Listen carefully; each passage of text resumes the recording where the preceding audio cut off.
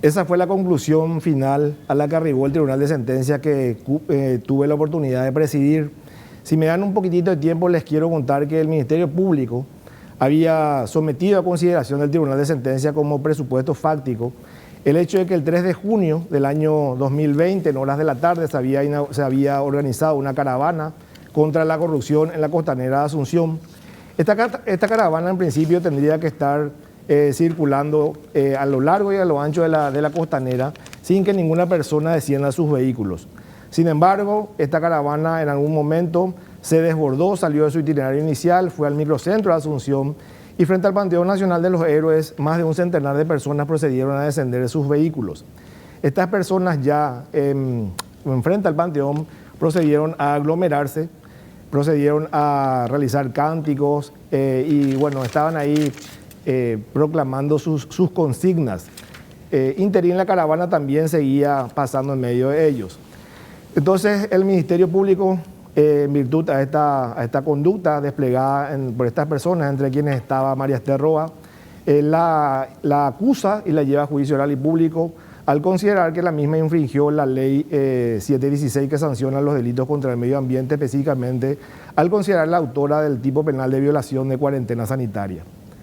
Frente a esta propuesta, bueno, antes de hablar de la tesis defensiva, quería decirles que estos hechos fácticos o esta situación fáctica expuesta por la Fiscalía quedó plenamente acreditada en juicio oral y público.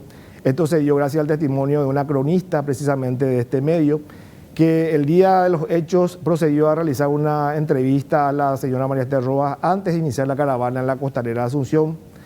Esta cronista, compareció en juicio oral y público ante el tribunal y dijo que realmente el día de los hechos se violaron todas las normas sanitarias, no se tuvo el mínimo prurito con respecto al cuidado sanitario, hubo amontonamiento, hubo mucha gente con tapabocas y otras sin tapabocas.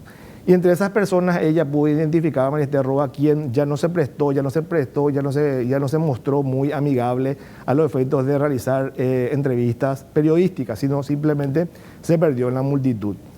Este testimonio en estos mismos términos fue robustecido por el camarógrafo que realizó dicha nota y también por el subjefe de la Comisaría Tercera Metropolitana de aquel momento que estuvo vigilando, estuvo custodiando el procedimiento y estuvo persuadiendo a los manifestantes a que se cumpla con las medidas sanitarias sin lograrlo.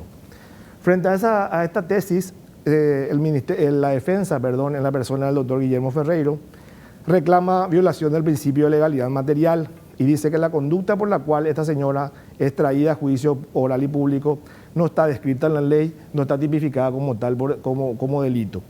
Entonces, esa fue la tarea intelectiva que le cupo al Tribunal de Sentencia que presidí, ver si realmente se cumplió con el principio de legalidad material o no. Doctor, ahí para hacer un pequeño resumen de esa primera parte que nos decía, bueno, para el Tribunal de Sentencia quedó plenamente demostrado esa conducta que usted dice, relata el Ministerio Público, tanto en su acusación como en sus alegatos iniciales y también en sus alegatos finales como lo hicieron los fiscales Ángel Ramírez y Juan Carlos Ruiz Díaz. Ahora, ¿cuáles son las normativas, las leyes, los decretos en los que el Ministerio Público sustentó, doctor, su acusación para ir justamente armando ese relato que hace el Ministerio Público? Es así, Carlos, como decís. María Esther Roa, a todas luces, violó las disposiciones establecidas por decretos del Poder Ejecutivo dictados en tiempo de pandemia. Recordemos que la pandemia en el Paraguay arrancó el 9 de marzo del año 2020 y desde esa fecha, al 3 de junio del año 2020, fecha en la cual María Esther Roa comete las conductas acusadas, el Ejecutivo dictó 8 decretos reglamentarios de pandemia, todos ellos en base a recomendaciones sanitarias del Ministerio de Salud Pública y Bienestar Social. Es decir, María Esther Roa, a todas luces, violentó esos decretos presidenciales.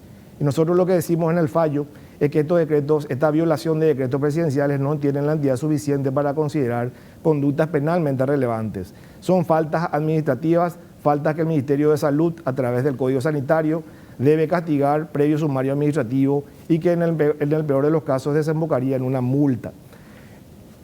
Ahora, ese punto es muy importante aclarar, porque cuando uno no está no es muy amigo del mundo jurídico, digamos, el ciudadano común y corriente, cuando ve y le escucha al juez que presidió el tribunal de sentencia, bueno, el hecho está aprobado, el hecho se registró, la manifestación, la violación de la cuarentena. Y entonces dice la gente, ¿y por qué? ¿Por qué la absolvió a la señora María Esther? Muy buena tu pregunta, Carlos, y te contesto. Resulta que la tarea de los tribunales de sentencias, al juzgar las conductas que son sometidas a consideración nuestra, realmente es una tarea técnica científica. Es una tarea que en primer lugar se basa en las pruebas y en el caudal probatorio que se produce y se desarrolla en juicio oral y público, lo que en este caso trajo ya a todas luces la realización de las conductas que el Ministerio Público invoca. Ahora, la construcción técnica, la construcción científica es una tarea nuestra, es una obligación nuestra como aplicadores del derecho. Entonces, lo que buscamos es explicar siempre nuestros fallos de la manera más sencilla posible para que cualquier persona que no es abogado pueda entender simplemente al escuchar al juez la explicación sobre sus fallos.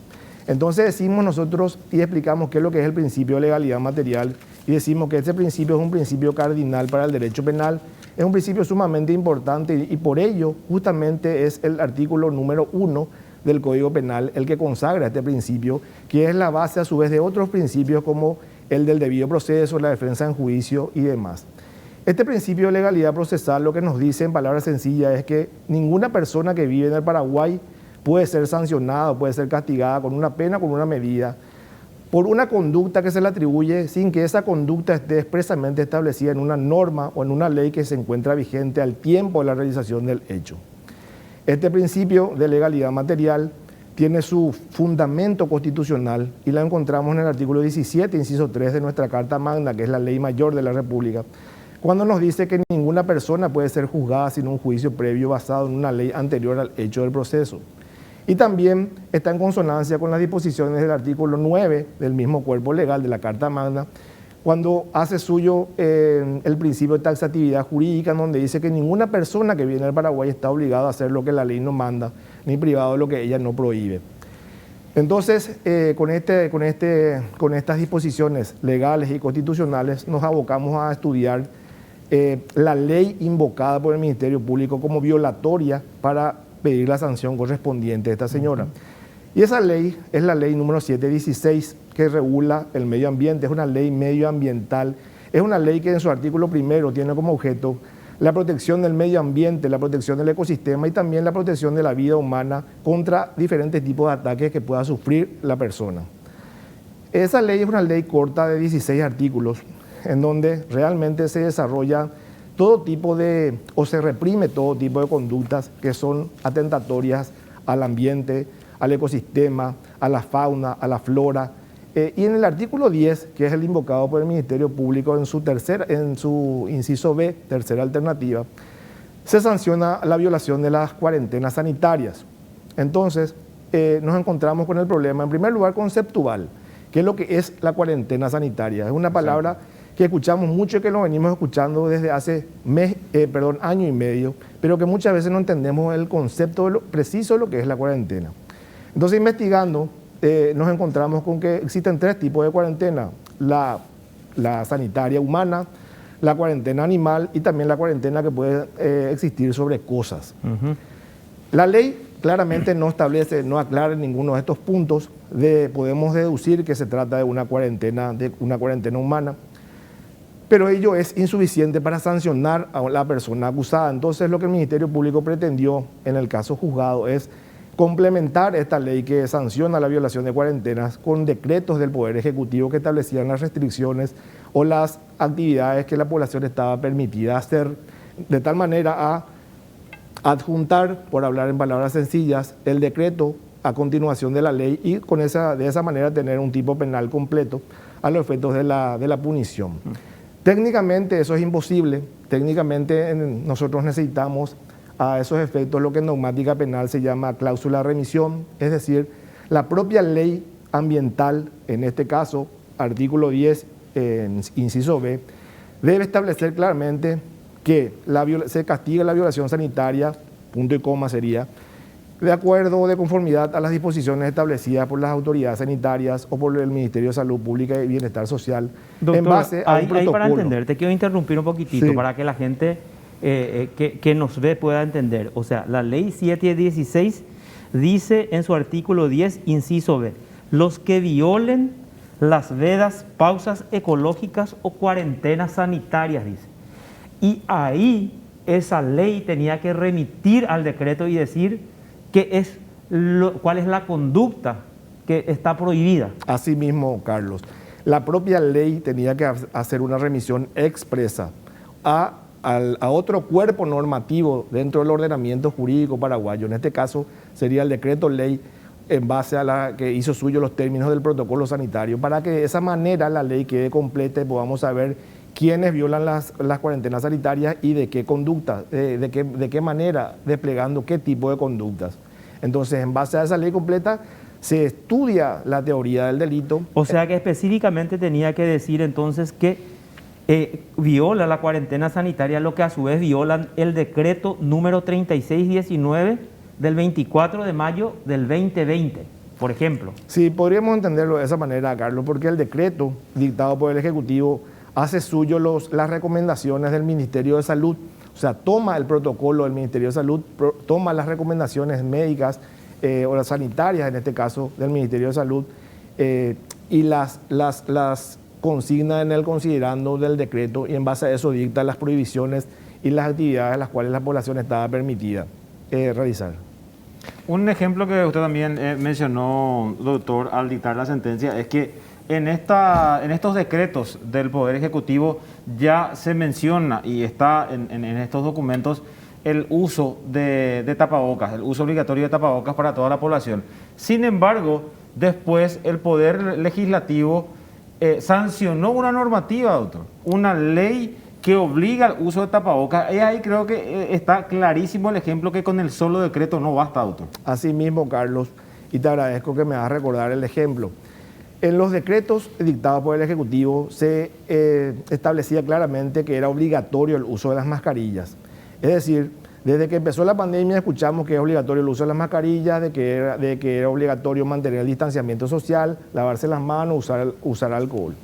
Ahora, si estos decretos fuesen suficientes para considerar típicas las conductas de las personas, entonces no se hubiese promulgado la ley 6699/20, que fue sancionada en diciembre del año pasado justamente, que regula expresamente el uso de las mascarillas y que establece como objeto de la ley la obligatoriedad del uso de las mascarillas a los efectos de precautelar la salud pública.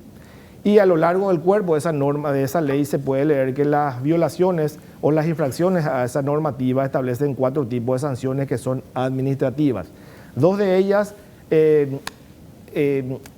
de aplicación a cargo de los jueces penales adolescentes y 2 últimas sanciones a cargo de las municipalidades. Claramente se colige entonces que si en una ley que sanciona el no uso de las mascarillas se establece expresamente que la infracción o la violación a las mismas conlleva sanciones administrativas, lo mismo ocurre con el tema del incumplimiento al no amontonamiento, al incumplimiento al distanciamiento social. Cuando el tribunal dice la violación del decreto es irrelevante penalmente, lo primero que el ciudadano, todos los ciudadanos pensamos es ¿qué pasó o qué puede pasar con los más de 3.000 imputados? 13.000. Más de 13.000. Más de 13.000, doctor, sí. Más de 13.000 imputados. Bueno, entonces la gente se pregunta, si violar esos decretos de la cuarentena no es delito, ¿cómo tantos ciudadanos o miles de ciudadanos paraguayos pudieron haber sido imputados y esas imputaciones avaladas por el Poder Judicial a través de los jueces de garantía? Carlos, en primer lugar te quiero señalar 3 características del derecho penal en base a los cuales nosotros sostenemos que la violación de los decretos presidenciales no tienen entidad suficiente para ser considerados delitos. Eso se debe, en primer lugar, a que el derecho penal es fragmentario. Eso significa que el derecho penal se ocupa de determinadas conductas o determinadas infracciones que cometemos en sociedad y que el legislador, en su rol constitucional, creyó conveniente consignarlas en el Código Penal o en leyes especiales. El derecho penal no se encarga de todas las violaciones que a diario cometemos en sociedad, simplemente de aquellas que el legislador consideró relevantes y por eso lo elevaron a la categoría de crímenes o de delitos. En segundo lugar, debemos tener claro que el derecho penal es de última ratio, es decir, se utiliza o se activa el derecho penal en última instancia, porque la intervención del derecho penal en sociedad es una intervención muy violenta.